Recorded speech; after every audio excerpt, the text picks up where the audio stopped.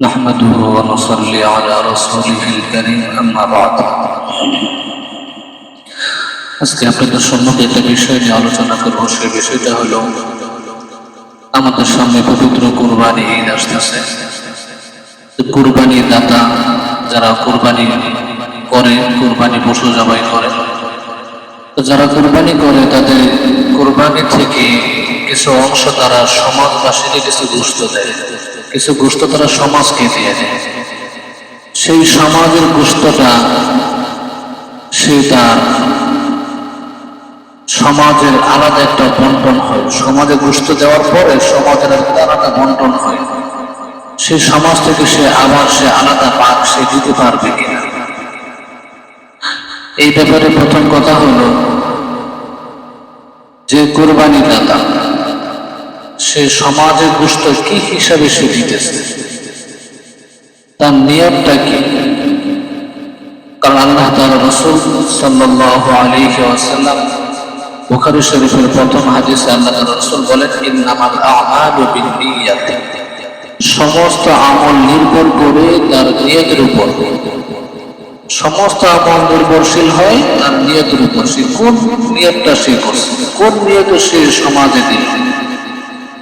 সে কি শুধু গরিবকে দেওয়ার জন্য সমাজে দিল, শুধু গরিবকে শুধু দিল, দান করলো, নাকি সমাজে সব রকমের মানুষ আছে, ধনী আছে, গরিব আছে, আত্মীয় স্বজন আছে, সবাই আছে, সবাইকে উদ্দেশ্য করে দিল, নাকি শুধু সে গরিবকে উদ্দেশ্য করে দিল।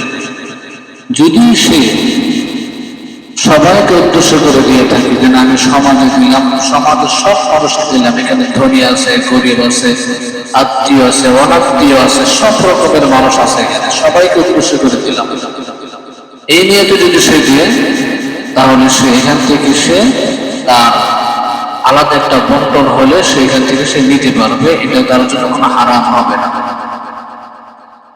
আবার হারাম হবে না কেন? হারাম হওয়ার জন্য শরীয়তের কতই দলিলের প্রয়োজন।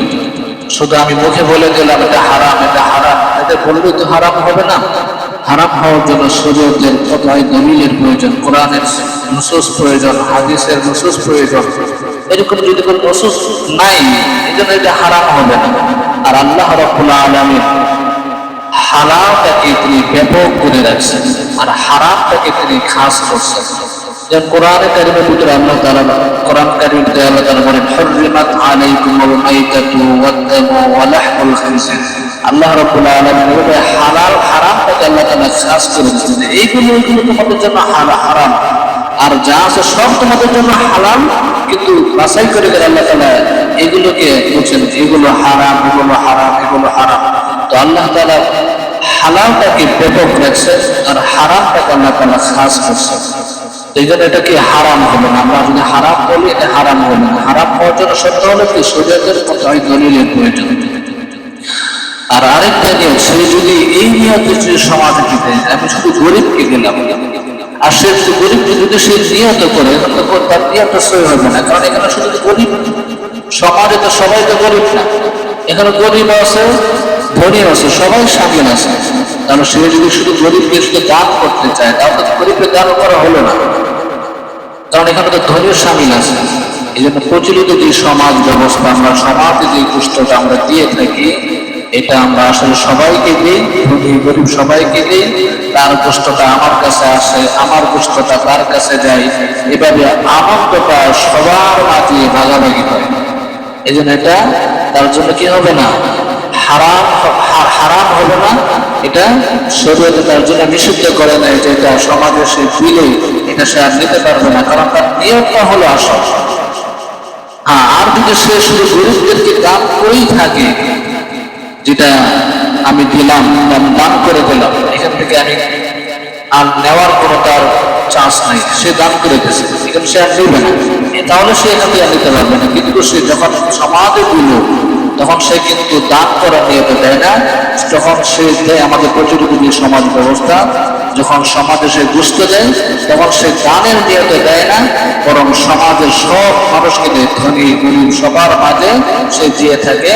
গোশতটাকে সবার মাঝে আনন্দ ভাগাভাগি করার জন্য সবাইকে সে দিয়ে থাকে। সুতরাং এটা তার জন্য কি হবে না, হারাম হবে না। আল্লাহু আ'লাম। আল্লাহ রাব্বুল আলামিন আমাদেরকে সহিহ বুঝান।